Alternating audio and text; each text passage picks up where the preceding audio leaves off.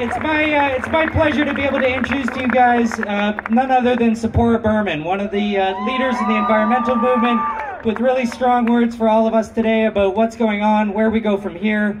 I want to thank you all for being here, and please give a warm welcome to Tzeporah Berman.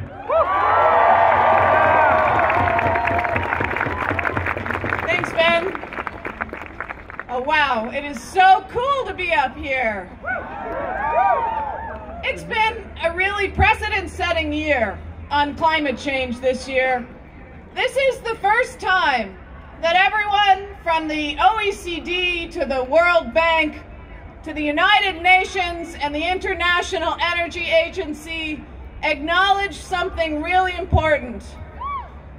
That if we are going to ensure a safe climate, we need to keep the majority of the carbon that we have left, the majority of the oil, the majority of the coal in the ground.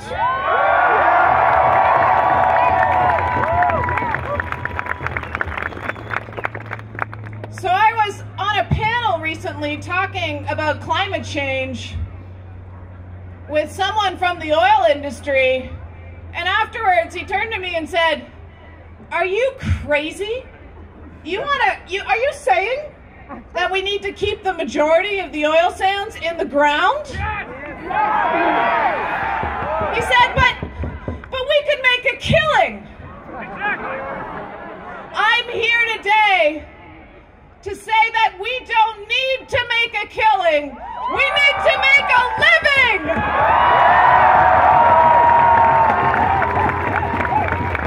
The Harper government and the oil industry are trying to make it seem as though we have no choice, as though this is the only alternative.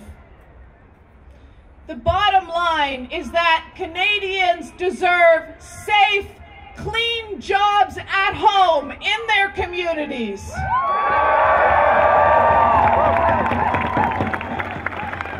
Enough of this tired old rhetoric that it's a choice between the environment and the economy. What generation do you live in? In this generation, we have the creativity, the courage, and now the technology to get it right for our kids, and that's why we're here.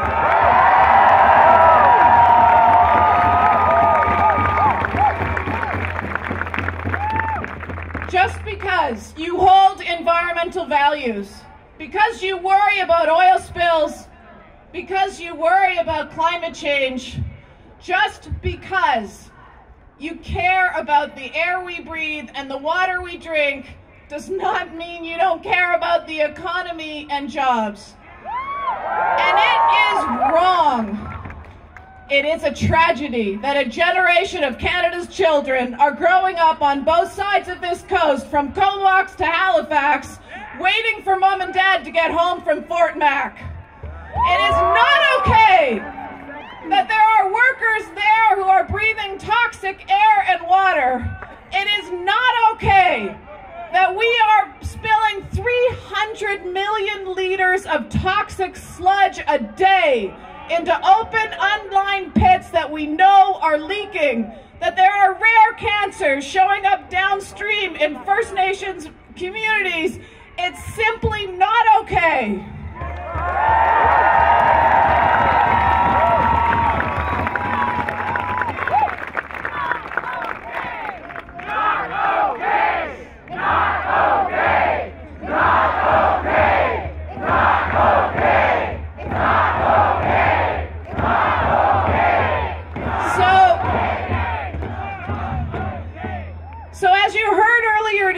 In one fell swoop last year, in one omnibus bill, we lost 70 environmental laws. The Harper Conservatives have gutted our environmental laws, and secret documents revealed by Post Media show that they did it at the request of the oil industry and pipeline companies. Why? Because those laws were in their way. The Enbridge Northern Gateway pipeline alone would cross over 1,000 streams and rivers. So they don't want those laws because those laws would trigger environmental assessments. What you may not know is when they took away those laws, 3,000 environmental assessments investments in this country were simply canceled. At the same time, they've been muzzling our scientists and refusing to allow climate research and research that shows us that a low carbon economy in Canada is possible to be released. They've shut down the National Roundtable on Environment and Economy. They've shut down the Experimental Research Station. But you know what they've done? In some ways, they've given us a gift. Because now we know that oil is not only corroding our pipelines, it's corroding our democracy. And we are joining together across the country to say no.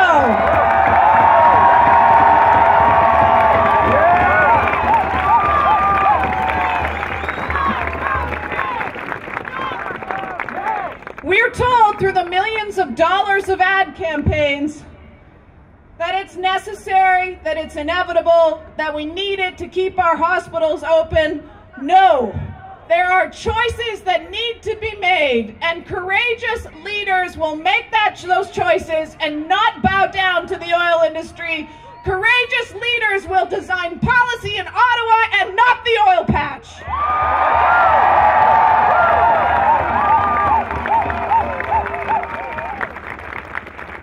This is not policy development we're seeing in Canada or even in BC with Premier Christy Clark's recent deals with Redford. This is propaganda masquerading as policy, and it stops here. The Harper Conservatives are making a choice to subsidize the oil and gas industry to the tune of $1.2 billion tax dollars a year. These are the most profitable companies on the planet. 71% of those investors are foreign investors in the oil sands. Yet they say clean energy and renewable energy can't compete. Well, as long as they're propping up dirty oil, of course it can't compete. I'm here today to say we are not just saying no, we are saying yes. We are saying yes to clean energy and clean technology. We're saying yes to public transport. We're saying yes to the electrification of our transport system.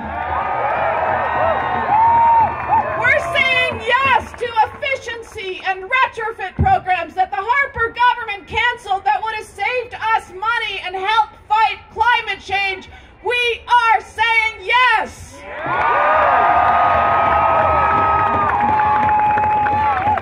So I want to finish by talking a little bit about the opportunity we have today.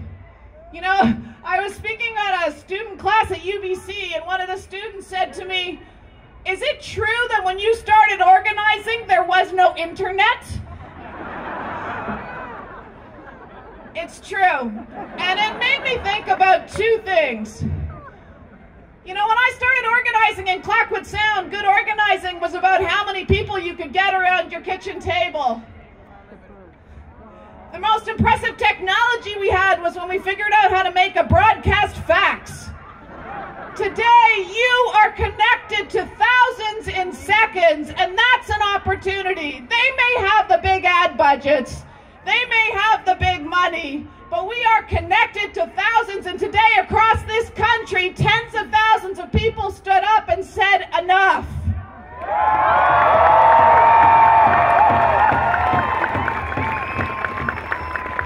So that online engagement, our new social media tools only mean something if that online becomes real time. And today it did. Today we showed that it can. So I want to thank the people who put up posters. I want to thank the people who made calls, who knocked on doors, who made placards, who made those Facebook pages. To all of you who organized, you are my heroes. We will build the Canada that we want. We will build it with clipboards and sore feet. And this today is only the beginning. It's time to demand that our elected officials actually represent us. It's time to organize. It's time to call for cooperation between the progressive parties so Canada stops splitting the vote. It's time to call on our universities to really teach our children by leading the way and divesting from fossil fuels.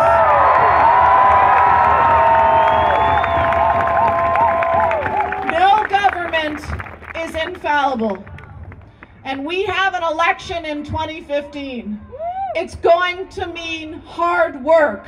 That knocking on doors, that signing people up, that organizing, it's the grunt work of social change. But those of you who showed up today are the core. We are the core that is going to spread this message out. So join those groups, Forest Ethics, Dogwood, Lead Now. We are only as good as we organize. So in some ways, I actually really do want to thank Prime Minister Harper and Minister Oliver, because their relentless bullying, their broken promises on climate change, the muzzling of scientists, their refusal to address the concerns by First Nations, their proposal of a spider web of pipelines across this nation has given us better organizing tools than we've ever had before. They have created their own perfect storm, and now we truly have coalitions. We truly have unions and First Nations and scientists and environmental groups and human rights activists and average citizens standing up together and saying enough is enough. We are building a movement from Nunavut to Winnipeg, from Vancouver to Ottawa to Washington, D.C., and all along the Keystone Pipeline. I met with farmers in Nebraska last month who are campaigning against tar sands. This is bigger than they ever expected.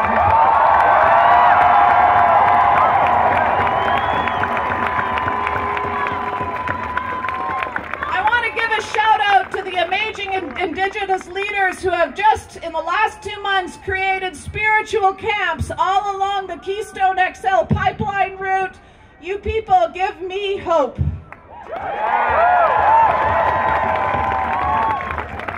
So make no mistake, this is the right battle at the right moment in history. We are living a tipping point moment in our history. Since 2004, the annual global investment in renewable energy has increased 700%. Europe decommissioned more coal, oil, and nuclear capacity than it installed last year. We are seeing, despite the fact that our leaders are not acting, that the markets are changing because the technology is there. This is our moment. A tipping point moment when we will re-envision industrial society. In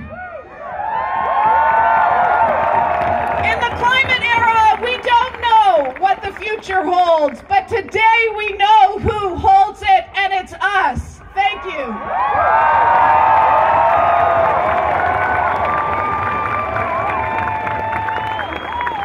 A friend of mine asked me to ask you to do something fun. Who here has a phone in their pocket? Who here knows how to shoot a video with the phone in their pocket? All right, so you've got an opportunity to make sure your voices are being heard today, not just by being here at this rally, but if you shoot a little video and post it on YouTube and then post it on the internet, we could have hundreds, thousands of videos right now where you're all in your own voices saying why you don't want these pipelines to go through. Does that sound like fun? All right, don't do it right now because you're going to miss somebody really cool on stage. But do it before you leave. Everybody put up your hand and tell me you're going to do that. I will. Actually, while you got your hands up, leave them up for a second. You know, they asked me how we're going to stop this pipeline. And the answer is it's all you guys. So I want you to join me in a pledge right now, okay? Does that sound good? Everybody repeat after me. He repeated after me. All right. For the next 5 years, I will do everything in my power to stop the Enbridge Northern Gateway Pipeline and every other silly pipeline they propose. And I will work with my friends and neighbors to make the alternatives a reality. A better world is possible. And we won't stop till it is real.